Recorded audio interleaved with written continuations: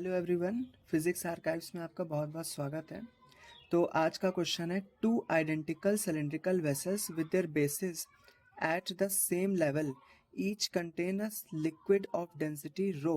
The height of the liquid in one vessel is h1 and in another vessel is h2। तो इसमें बोला गया है कि दो वेसल हैं, उनके सेम बेस है, बेस एरिया उनका सेम है और वो लोग अलग अलग लेवल तक, वो दोनों अलग अलग वेसल, जो वेसल हैं अलग अलग लेवल तक फिल हैं। एक की हाइट h1 है और एक की हाइट h2 है और एक लिक्विड से भरे हुए हैं जिसकी डेंसिटी रो है। अगर उनको कनेक्ट कर दिया जाता है तो वो दोनों क्या हो जाएंगे, एक ही सेम लेवल पे आ जाएंगे, उनकी हाइट सेम लेवल पे आ जाएगी। तो इसमें पूछा गया कि कितना वर्क हमें करना पड़ेगा ताकि उस अनइक्वल लेवल से, जब उनकी हाइट h1 और h2 थी, वो इक्वलाइज हो जाए। मतलब उनकी हाइट जब एच हो गई तो ग्रेविटी के द्वारा कितना वर्क किया गया है उनकी हाइट को इक्वलाइज करने के लिए। तो हम लोग सबसे पहले इसमें डायग्राम बनाते हैं कि दो वेसल्स थे, अब उनको कनेक्ट कर दिया गया है। दो वेसल को इस तरह से कनेक्ट कर दिया गया और उनकी हाइट इक्वलाइज हो गई। पहले उनकी हाइट h1 h2 थी, जो प्रीवियस हाइट थी वो h1 एंड h2 थी। फिर उसके बाद अब उनकी जो हाइट है वो इक्वलाइज होके h हो गई है। तो एक चीज यहाँ पे ध्यान देना है कि जब भी कोई चीज इक्वलाइज हो जाएगी तो उसकी जो हाइट आएगी वो कितनी आ जाएगी, h is equal to h1 plus h2 divide by 2, ये आ जाएगी फाइनल हाइट कनेक्ट करने के बाद। फिर इसके बाद हम लोग क्या निकालेंगे, इनिशियल पोटेंशियल एनर्जी निकालेंगे। पोटेंशियल एनर्जी क्यों निकालें, क्योंकि जो वर्क डन है वो चेंज इन पोटेंशियल एनर्जी से ही आएगा। तो यहाँ पे दो पोटेंशियल एनर्जीज हैं, एक इनिशियल और एक फाइनल। तो सबसे पहले हम लोग इनिशियल पोटेंशियल एनर्जी निकालते हैं। सो इनिशियल पोटेंशियल एनर्जी क्या हो जाएगी, पहले वेसल का मास, जो भी उसके अंदर लिक्विड भरी उसका मास उस वेसल के अंदर, जी, और जो भी हाइट है वो। यहाँ पे हम लोग हाइट का हाफ कर देंगे क्योंकि जो सेंटर ऑफ मास होगा उस लिक्विड का वो हाइट के आधे पे आएगा, वो टॉप पे नहीं होता है सेंटर ऑफ मास। सेम इसी तरह वेसल 2 के साथ भी होगा।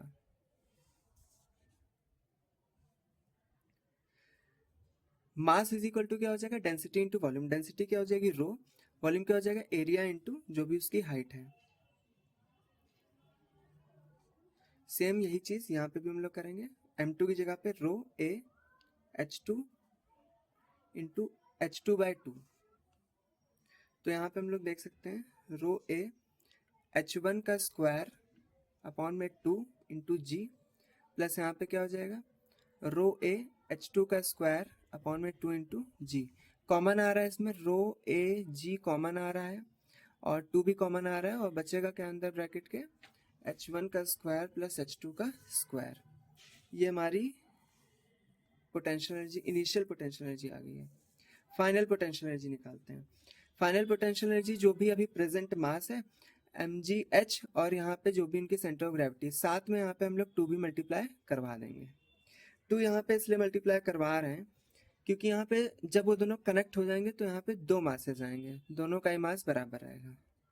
मास क्या हो जाएगा, density into volume. So this is density of liquid. Volume कैसे आएगा, एरिया इंटू लेंथ।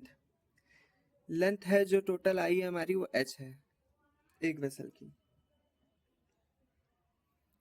और यहाँ पे g h/2 इंटू 2।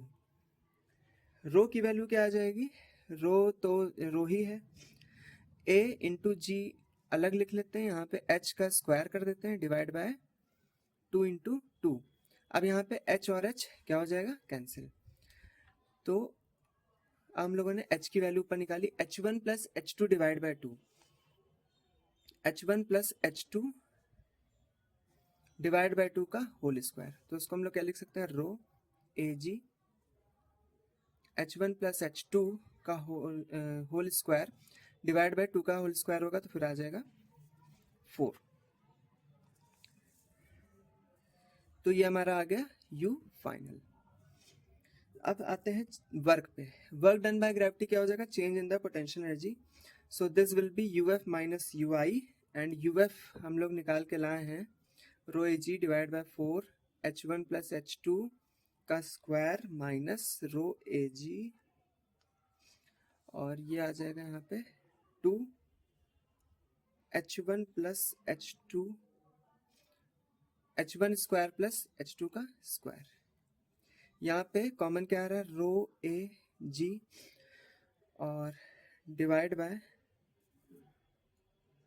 2 कॉमन ले लेते हैं, तो यहाँ पे अंदर क्या बचेगा, H1 प्लस H2 का whole square divide by 2 minus H1 का H1 square plus H2 square.